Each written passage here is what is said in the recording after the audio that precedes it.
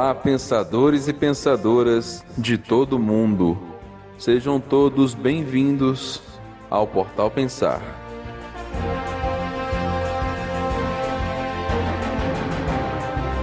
Hoje estudaremos a vida e a obra de Pietro Baldi.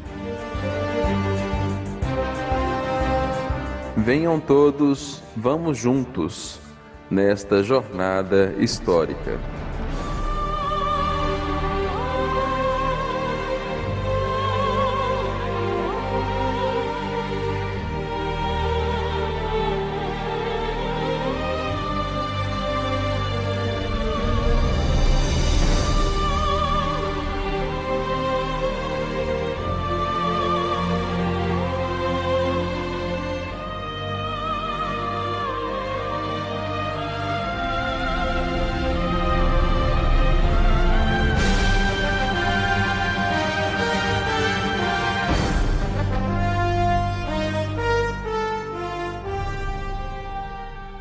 Olá, pensadores e pensadoras do Portal Pensar, muita paz a todos.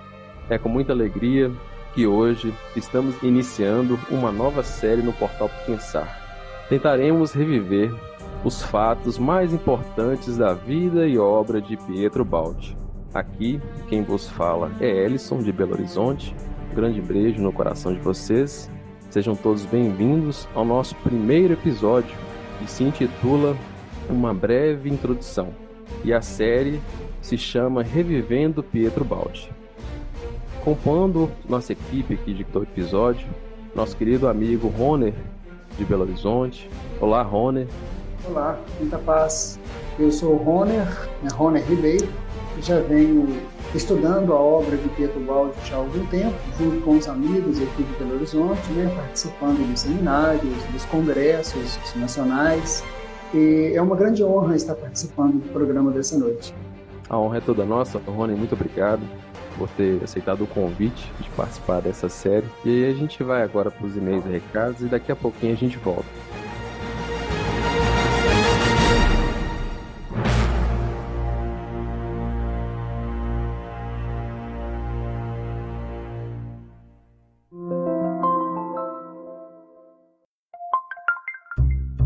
Olá, queridos ouvintes, estamos aqui nos e-mails e recados e gostaríamos de lembrar vocês alguns recadinhos rapidinhos e especiais aqui.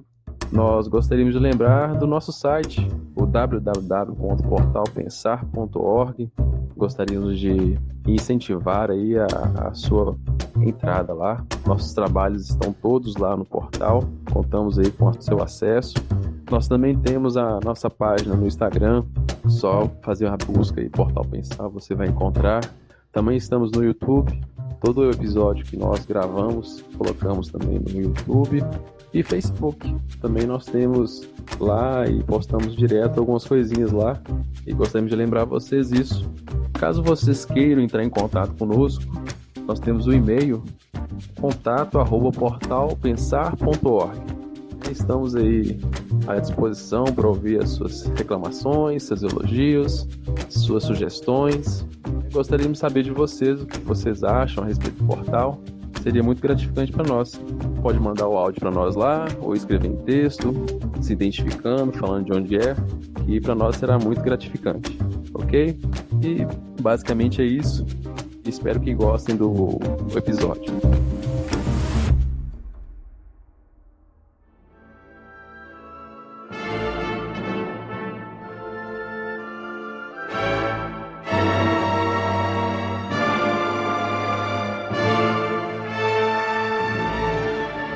Então, pensadores e pensadoras, vamos tentar aqui, nesse episódio, contextualizá-los sobre a questão histórica que foi pano de fundo para que o Pietro Baldi viesse ao planeta Terra, reencarnasse.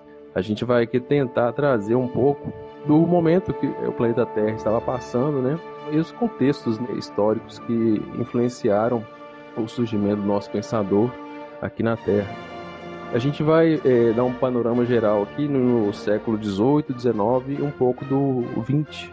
Trazer um pouco as questões filosóficas, religiosas e científicas também, que foi séculos aí que mudaram o planeta Terra e foi significativo para a vinda do nosso professor aqui na Terra. Não é isso, Rony? Nós temos aí o século XVIII, o século XIX, século XX, e a gente pode colocar aí que foi uma descida do plano espiritual ao planeta Terra, praticamente. A gente tem grandes mártires seguindo de referência aí, trazendo coisas iluminativas nessa época aí. A gente pode dar exemplos na questão da música, na ciência, na filosofia, na biologia. Tem muitos exemplos aí, né? Sem dúvida. E merece divulgar esse conhecimento dos fatos e da época, né, que precederam o nascimento de Teobaldo, para que possamos compreender essa contextualização e o seu significado, não é isso? Porque Teobaldo é um espírito, como diz o Chico Xavier, né, veio das altas esferas superiores e ele interpretava o pensamento, né, dessas elevadas esferas. Portanto, ele chega ao plano físico no momento de suma importância, em que a sua presença iria contrabalançar o estado mental de toda uma geração, de toda uma época, né? De todo mundo, por assim dizer, porque a Europa era o coração do mundo naquela época, né? Comentando um pouco do que você falou, Rony, a gente vai ter aí o século das luzes, né? O iluminismo aí marcando presença nesse período aí.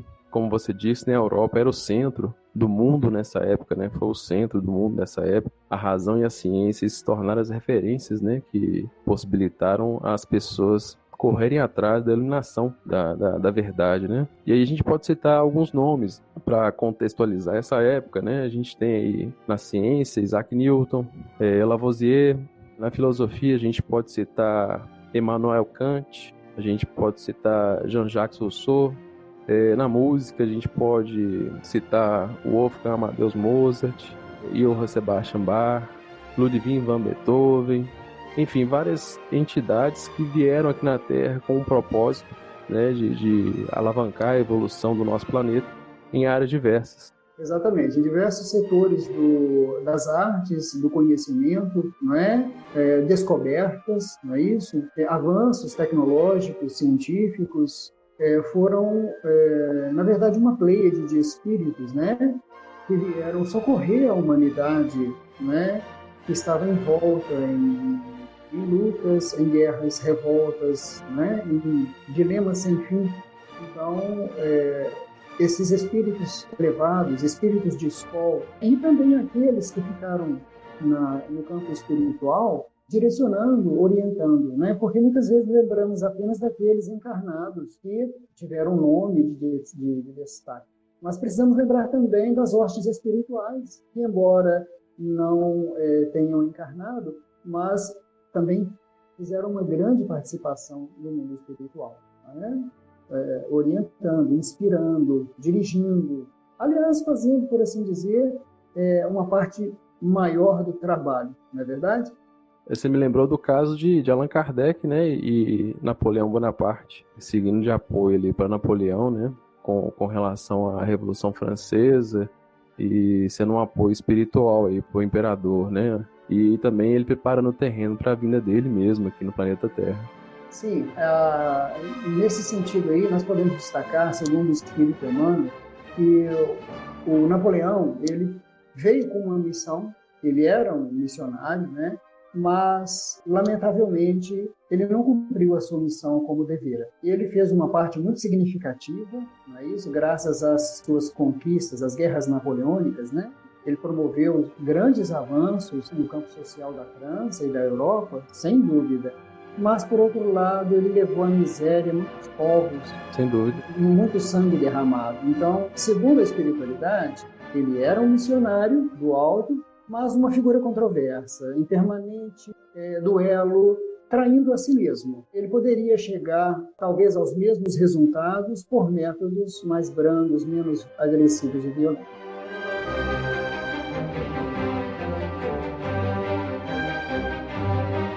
A gente falou de Napoleão aí, a gente pode lembrar a questão da Revolução Industrial e da própria Revolução Francesa, né? Que são dois mártires aí importantíssimos nessa época, que são a base, né, para toda a nação aí, né? A França com a questão ética, moral e ideológica, né? Que vai contagiar o mundo inteiro com a liberdade, igualdade e fraternidade. E a Inglaterra com a Revolução Industrial aí, utilizando-se das máquinas, substituindo a mão de obra por máquinas a vapor, a questão do carvão como fonte de energia e o ferro como fonte de estrutura, né, para as construções aí. Esse é o século XVIII aí, né, fechando o século XVIII mais ou menos. Sim, nós tivemos o ponto principal, né, parte do iluminismo, não é isso? Lá no século XVIII, no início de 1715, surgiu na França o iluminismo, né, que foi um movimento que criticava duramente as práticas econômicas, o absolutismo, os direitos concedidos ao clero, né? Esse movimento iluminista, né, ele se propagou entre os burgueses, né, que os burgueses eram aqueles comerciantes, né, industriais, não é isso? Que tinham poder econômico, não é isso? Uhum. Que é o oposto do proletariado, né? Os proletariados são os trabalhadores, os operários, né? Que não tinham posses econômicas. Isso então, mesmo. Graças a essa propagação entre os burgueses, né? É o que propulsionou o início da Revolução Francesa. Então, o período do Iluminismo ele durou cerca de 74 anos, que ele vai de 1715 a 1789. As ideias renovadoras da filosofia e da ciência, né, divulgadas no século XVIII pelos iluministas, que eram espíritos reformadores, né, serviram de apoio para os grandes movimentos revolucionários europeus do século XIX.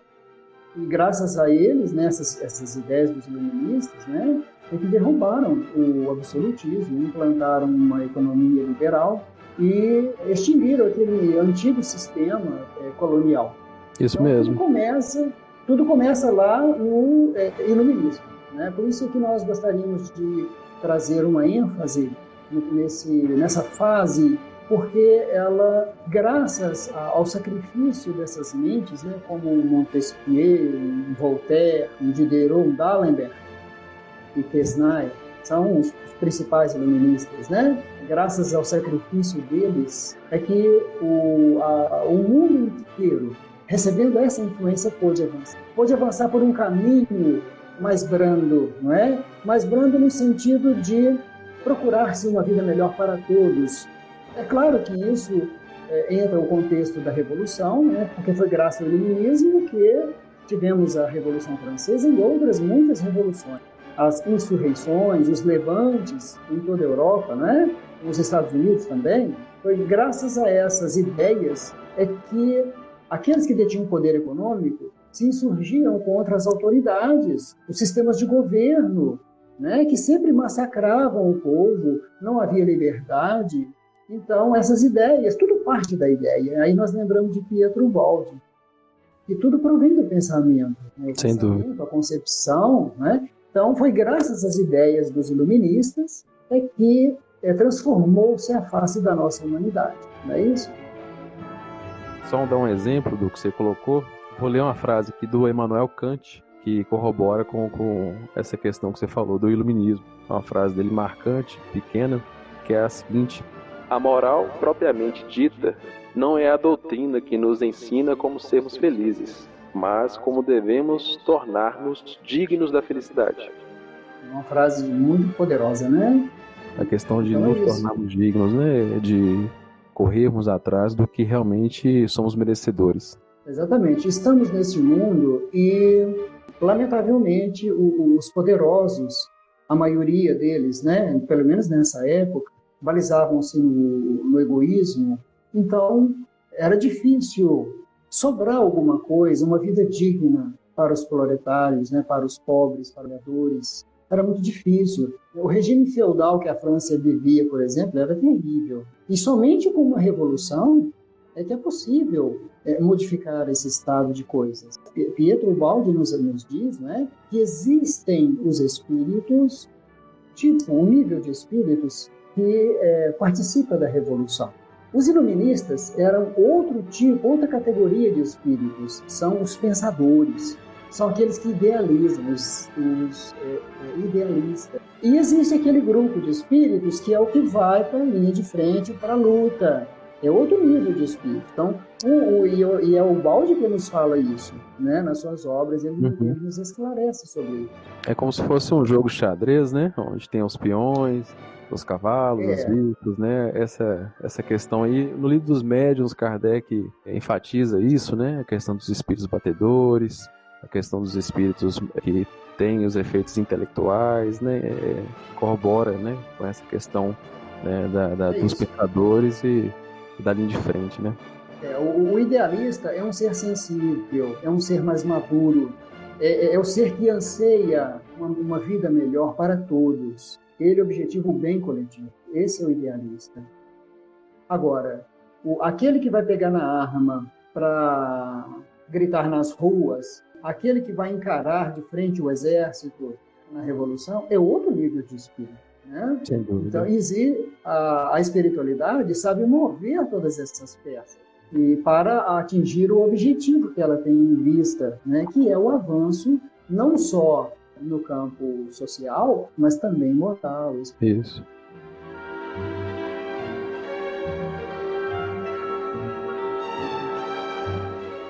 Aí, Rony, continuando aqui, meu caro, a gente vai, então, do século XIX, e aí o advento do Consolador prometido acontece, né?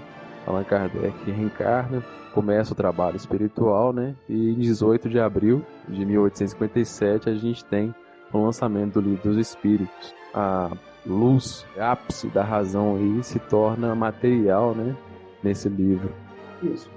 Foi graças à Revolução Francesa, precedida pelos iluministas, que as ideias foram se amoldando, não é isso? Então, os iluministas funcionaram como precursores da doutrina espírita. Prepararam um terreno. Né? A Revolução Francesa assentou as coisas no lugar, através daquela declaração dos direitos, né, do homem, do cidadão, né, aquela famosa. A Revolução Francesa, ela pôde demonstrar o poder que o povo tinha, né, que era capaz de depor um rei. Então, a Revolução Industrial, apesar das muitas guerras, ela trouxe a voz do povo, né? Mas o povo estava, de um certo modo, carente de consolação, carente de esclarecimento. E aí surge, então, a doutrina espírita como consolador prometido, né, por Jesus, o Paráclito, o Espírito de verdade, né? Então nos fala o Espírito Emmanuel que Jesus repartiria com todos, através da sua bondade, a sua magnanimidade, o pão do conhecimento, da esperança, para com todos. E através dessa falange do Espírito de verdade. Então foi num momento muito adequado, onde principalmente o povo europeu, né, ali no seio da França, o povo necessitava. E a doutrina espírita chegou num momento muito apropriado para trazer o conhecimento da verdade. O Espírito Emmanuel nos fala que é a terceira revelação, né? Tivemos a primeira revelação em Moisés, personalizada em Moisés, né? Ou personificada em Moisés, com a justiça. Tivemos o amor com Cristo, não é isso? A revelação do amor com Cristo também foi personificada no Cristo. E a doutrina espírita, ela chegaria com a tarefa da verdade. E aí pergunta, qual é a verdade? Ele diz, a verdade é a essência. Então, a doutrina espírita veio com essa tarefa da verdade, a verdade espiritual. E essa verdade, ela se consubstancia nos princípios fundamentais que a doutrina espírita nos trouxe. Reencarnação, plano espiritual, mediunidade, livre-arbítrio, evolução, o conceito do corpo espiritual, a pluralidade dos mundos habitados e dentre outros princípios. Essas verdades, elas, além de esclarecer, porque a verdade, além de esclarecer, consola. A verdade é boa. Ela nos chama para o conhecimento de onde nós viemos, para onde nós estamos indo. É verdade. O Consolador, ele, igual você disse, né, o papel dele é a verdade. A questão da realidade do plano espiritual em nossas vidas é realmente consolador. Né, nos nortear a respeito das coisas, mostrando que nós somos imortais e que estamos aqui de passagem. e o que nós iremos receber futuramente é feito do que nós hoje plantamos, e isso, sem dúvida, é uma forma de verdade que consola, né? Porque faz com que o ser humano tenha a força necessária para construir seu próprio destino, né? E isso é fantástico na doutrina, né? É consolador, com certeza, mostrar que o mal que hoje a gente passa é fruto de alguma coisa que foi causada por mim mesmo, e que se eu passar bem aqui nesse momento agora, eu vou aprender e vou melhorar, vou evoluir, e vou chegar num patamar melhor futuramente, e um estado também espiritual melhor do que estou hoje, né? Basta trabalhar para isso, né? Basta vivenciar e aprender com isso. Isso, sem dúvida, é muito consolador, né? Nesse contexto aí que nós estamos estudando essa primeira fase, né, abordando o período que antecede o nascimento de Teobaldi, tem algo muito interessante aí, o Ellison. Olha, nós vimos, por exemplo, que os ideais, as ideias do iluminismo, né, que surgiu na França, influenciou os Estados Unidos. Né? Os Estados Unidos proclamam sua independência, né, política, né, lá em 1776, se não me engano, né? E essa ação dos americanos repercute na França. Aí a França inicia a Revolução Francesa. E, paralelamente, a Revolução Industrial estava acontecendo. Então, o mundo era um caldeirão fervente, entendeu? E ideias transformando pessoas, né? E era um período de turbulência que precisava de um auxílio, uma contrapartida no campo espiritual, né? Então, o mundo clamava por socorro e a ajuda chegou. Ela chegou primeiramente com o advento da doutrina espírita, né? Lá em meados do século XIX, né? Quando Allan Kardec publica o Livro dos Espíritos, né? Em 1857. E essa missão era de consolar, né? Os espíritos, os homens, né? Também atribulados por tantas revoluções, guerras e lutas, né? E esclarecê-los acerca da realidade espiritual. Mais adiante, o plano superior da vida, observando que o conhecimento humano estava disperso, fragmentado, ele viabiliza em complemento, né, à missão espírita, a vinda de um apóstolo de Cristo para organizar uma síntese, que é a base imprescindível para a regeneração que a humanidade haveria de ingressar né, no próximo século. Né? Então, aí nós vemos a posição de Ubaldi em complemento à doutrina espírita, num contexto em que o materialismo e o positivismo de Auguste Comte, não é isso? As ideias negativistas, né, de Schopenhauer, né, a ideia pessimista, né? Então, onde a razão era suficiente, era o único método que poderia trazer a verdade, não é isso? Então, essas ideias, elas eram terríveis, porque elas mortificam a espiritualidade dos seres. Era preciso, então, uma nova ideia, um novo conceito da divindade. Era preciso de uma síntese que explicasse o funcionamento, a mecânica do universo. Né? A ciência estava um pouco perdida, apesar das muitas descobertas. Né? Então, o conhecimento fragmentado era preciso de uma síntese. E aí é que surge a figura de Ubaldi, né? Complementando a consolação e o esclarecimento da doutrina espírita. O materialismo ele ganha muita força, né, nessa época. A razão ela se torna a única referência e precisava sim de uma síntese, de um norte, né, para responder algumas coisas também que eram dúvidas que a gente não tinha ainda o sentido, né, para conseguir responder isso de forma adequada, né. A razão ela não é suficiente, né, ela não abarca certas coisas. É preciso que venha o apóstolo, né, o missionário, para que ele tenha um sentido a mais e traga isso e corrija, né, e suplante essa necessidade. Exatamente. De acordo com o positivismo de Auguste Comte, não é isso? A humanidade, quando ela penetrou o estado positivo, na visão do Comte, não é isso? Ela ultrapassou o estado teológico e metafísico. Olha para você ver aonde que vai a cabeça de Comte. Então, esse positivismo do Comte, ele se funda na certeza racional e científica. Ou seja, aquilo que foi provado cientificamente é suficiente, basta, é uma certeza. E nós já estamos cansados de saber que a ciência constantemente, ela revoga os seus ensinamentos, os seus conhecimentos. Então, no começo do século, o átomo de Bohr ele era indivisível. E aí depois percebeu-se, ou descobriu-se, que não, o átomo ele é uma unidade composta de outras unidades, ele foi fragmentado, existem outros elementos aí. Ou seja, a ciência ela está sempre ruindo as suas bases com novas descobertas. Como que ela pode ser a única a explicar, a resolver todas as questões, se ela está também amadurecendo, se a ciência também está evoluindo, né? Se ela também está em metamorfose constante, né? Então, nós não sempre em temos processo de revisão, né? Exatamente, nós não temos uma ciência absoluta, nós temos uma ciência relativista, relativista ao momento racional, evolutivo do homem. Daqui 100 anos, nós teremos uma outra ciência completamente diferente, assim como a ciência de hoje é muito diferente da ciência de Newton, de mais de 100 anos atrás, né, com a sua física mecanicista clássica, a física newtoniana. Não quer dizer que ela está absolutamente errada, não. Ela tem pontos interessantíssimos, mas demonstrou-se com a física quântica uma outra realidade que Newton não pôde ver.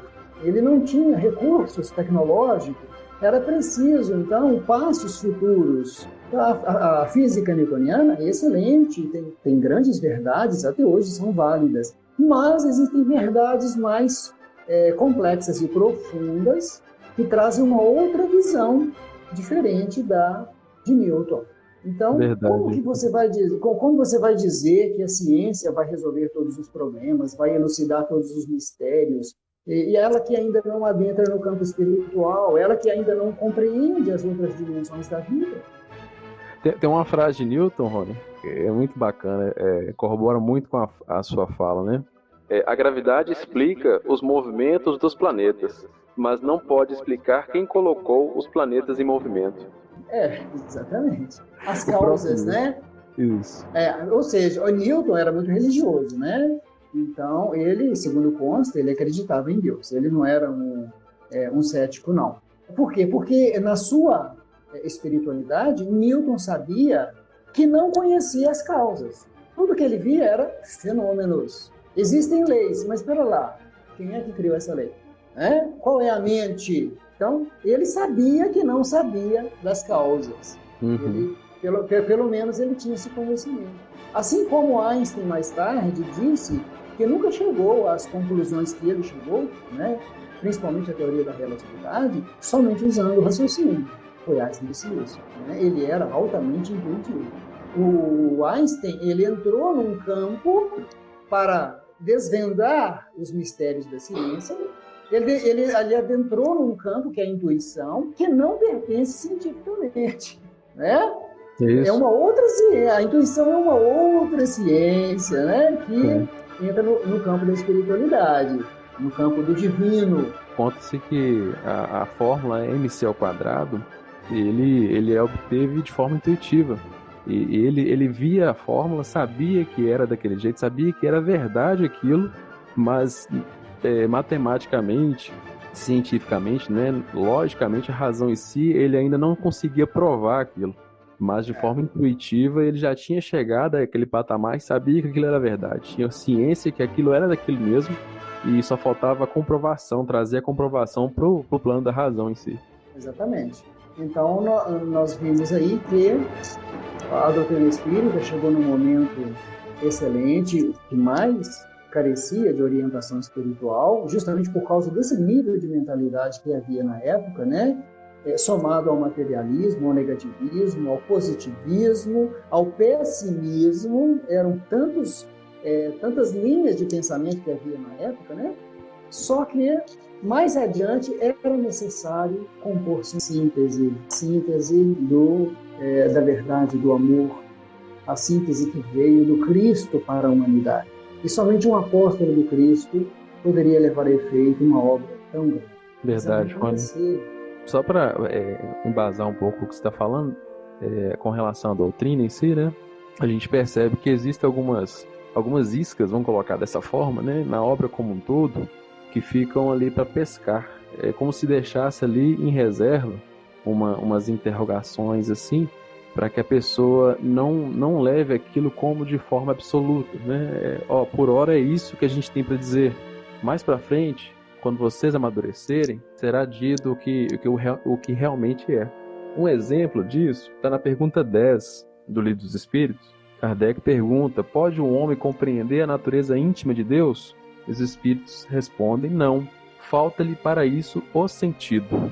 Ou seja, então, o homem, naquela época, a razão em si, a razão pura e lógica, não apresentava o sentido devido para conseguir compreender a natureza íntima de Deus, né? E que sentido é esse que o espírito em si, ou os espíritos em si respondem, né?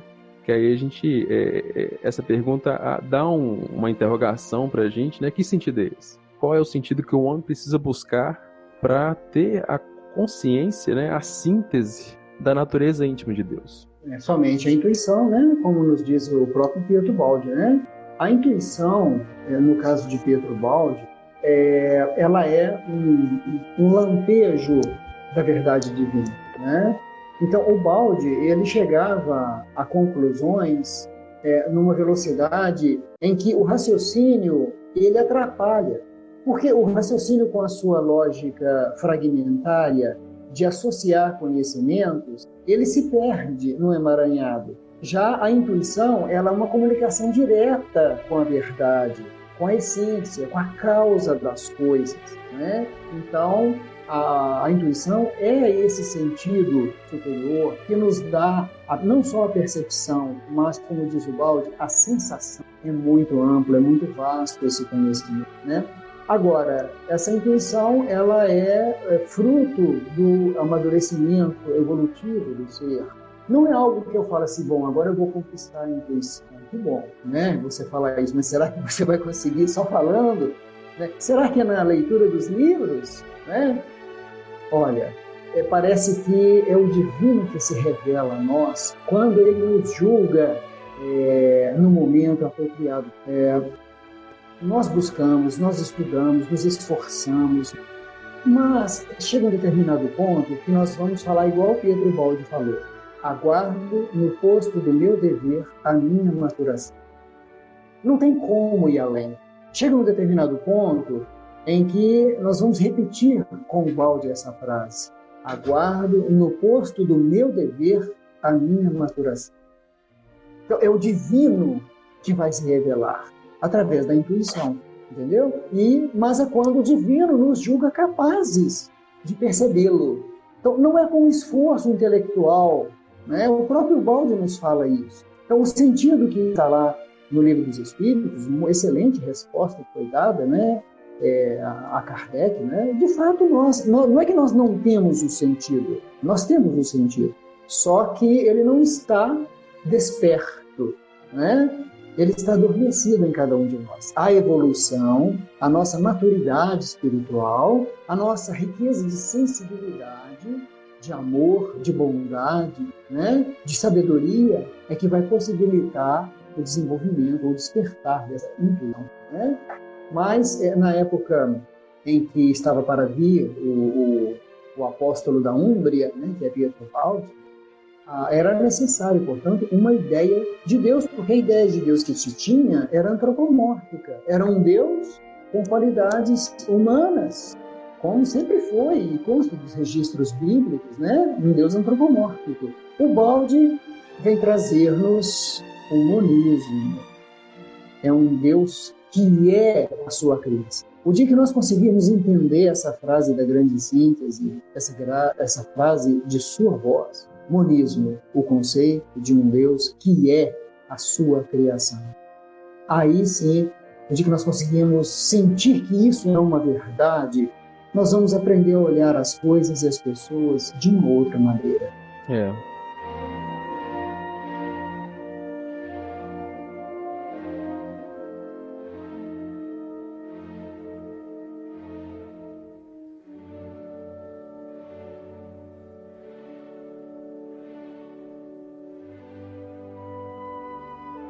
Você tocou na questão do monismo, né?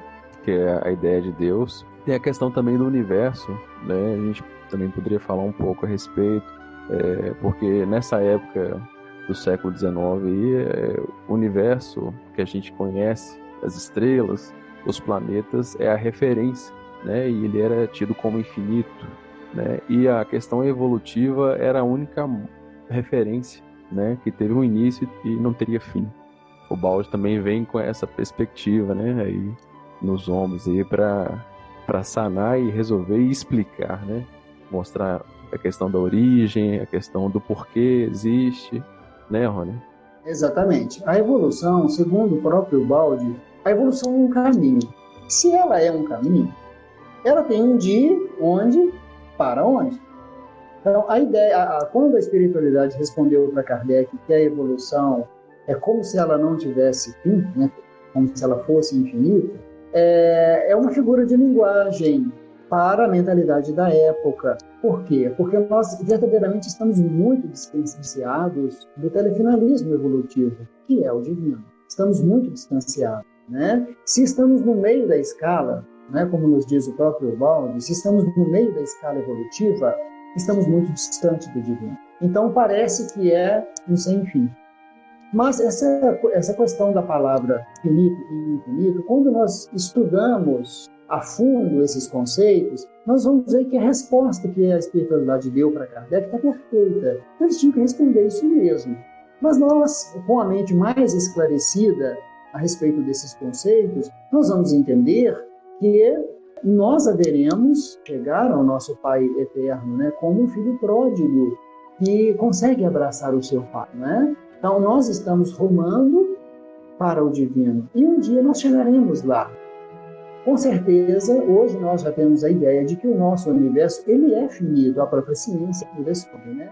Mas é um finito dimensional, né? Onde se transforma em quando. Então, no finito do espaço, nós chegamos a desembocar numa outra dimensão, que é o tempo. Então, o onde se termina no quando.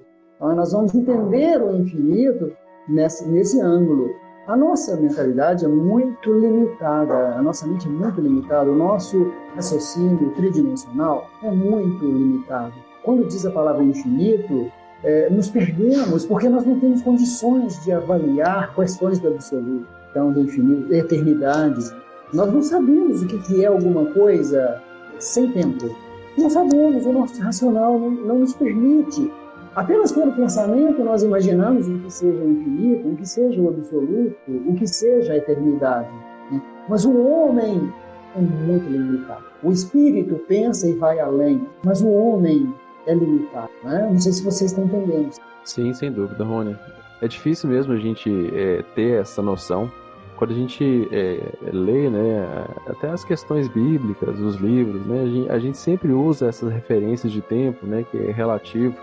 A Gênesis começa no princípio, que é um termo que remete a tempo. João 1, né, também começa no princípio. No princípio era o verbo estava com Deus, o verbo era Deus. Também é uma questão de tempo também envolvida aí. Questão de espaço, né, quando a gente fala muito em questão da queda, dá uma ideia de espaço, né, que estava no alto e foi para baixo, não é mesmo? Então a gente tenta adaptar uma coisa que a gente ainda não tem a capacidade de entender na sua substância. A gente tenta adaptar com o que a gente tem disponível, né, para tentar ter uma ideia aproximada daquilo que realmente é. Isso aí. Pietro Baldi, ele interpretava o pensamento, os conceitos transcendentes, né, das dimensões que ele visitava espiritualmente. Então, estudando Pietro Baldi, nós vamos observar a sua linguagem traz um modo de falar para nós acessível. As visões que ele tinha, os conceitos que ele sentia, ele ajustava no racional analítico humano em nosso favor. Nós devemos ao Baldi esse treino de reconhecimento, né? Por ele ser um intérprete de elevadas conceituações inacessíveis para a mentalidade comum. E, no entanto, o Baldi conseguiu fazer isso. À medida que vamos estudando as obras de Baldi, nós vamos percebendo o esforço que ele fazia para apreender o conceito e transformá-lo numa linguagem capaz de nossa compreensão. Tentando fazer com que nada de substância se perca. Isso que talvez seja a maior dificuldade dele, né? Em si, ele sempre comenta essa questão, né? De tentar aproximar de forma que não perca a qualidade em si. É por isso que Jesus quase sempre falava por parábolas. Imagina o que Jesus via, o que Jesus sabia. Então ele tinha que colocar de uma forma velada, não é isso? O reino dos céus é semelhante a um grão de mostarda, não é? Que o semeador, olha para você ver, o segredo que está no grão de mostarda é o segredo do infinito. É uma sementinha, e a menor das sementes, né? Você planta e ela se transforma numa mostardeira. Quantas sementes vai dar uma mostardeira? Milhões de sementes. Aí imagina essas outras sementes caindo no solo. Quantas outras mostardeiras vão dar? Você chega ao infinito. Então, o que Jesus via para contar e ensinar o povo a respeito do reino dos céus, ele tinha que diminuir numa historinha para o povo entender. Jesus é o mestre das parábolas, né? E a gente ainda tem a atribuição de que todas as verdades estão contidas, né, no Evangelho, né? Então, o mestre que foi conseguiu colocar tudo ali ainda, né? Muito bom, Rony.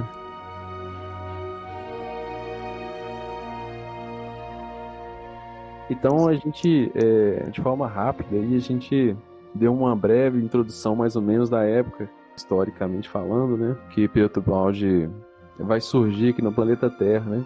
E aí, como você já colocou anteriormente aí, ele vai nascer na Itália, na cidade de Foligno.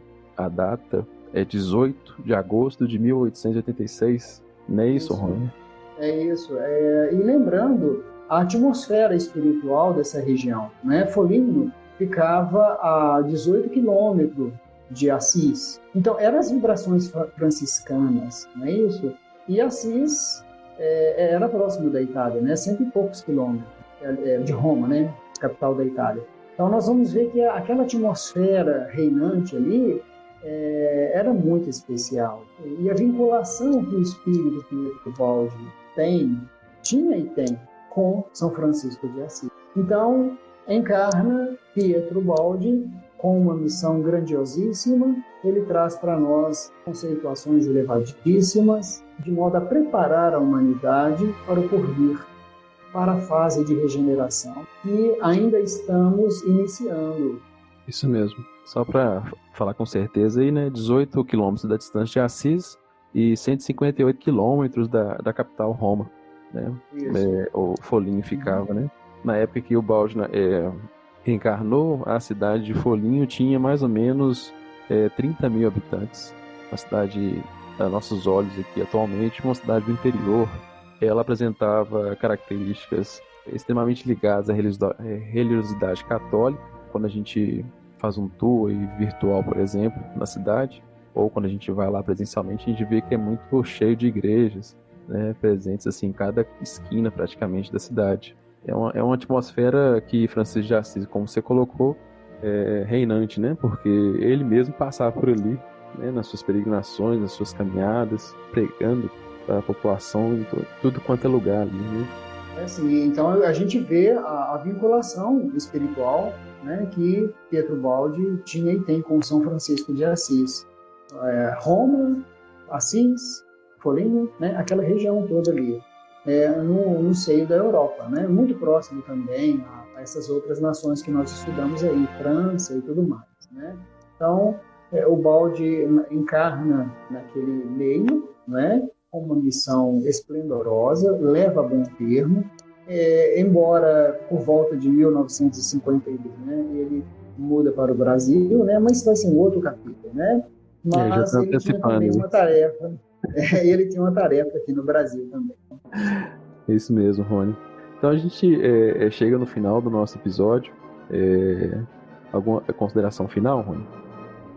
Bom, a consideração que nós faríamos é convidar os ouvintes a se inteirarem dos conceitos da obra de Pietrobaldi, compreendendo que o conhecimento da doutrina espírita ele é muito importante como uma base para se aprofundar nos conceitos, porque Pietro Baldi ele já parte da ideia de que nós acreditamos na reencarnação, na evolução, no livre-arbítrio, na lei de causas e efeitos, né?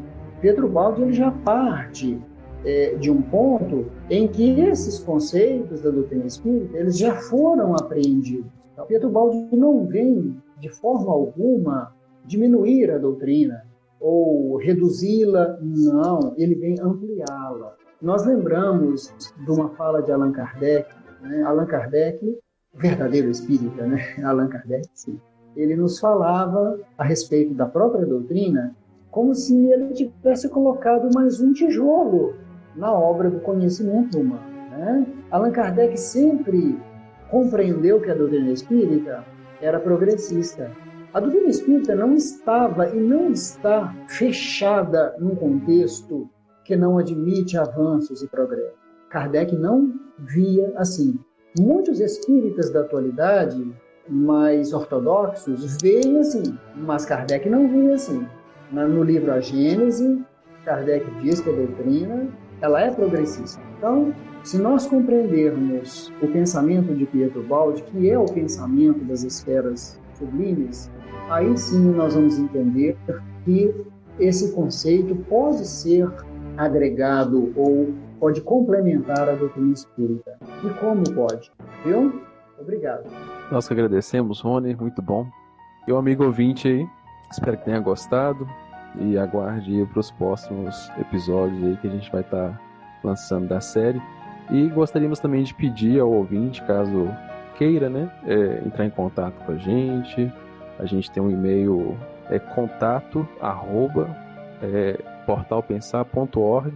O ouvinte pode entrar em contato conosco e mandando e-mail, dizendo sua crítica, dizendo sua opinião a respeito, né? E caso goste do nosso episódio, a gente pede por caridade, né, que divulgue, espalhe aí para as pessoas, né, para que a gente possa estar divulgando aí da melhor forma possível, né?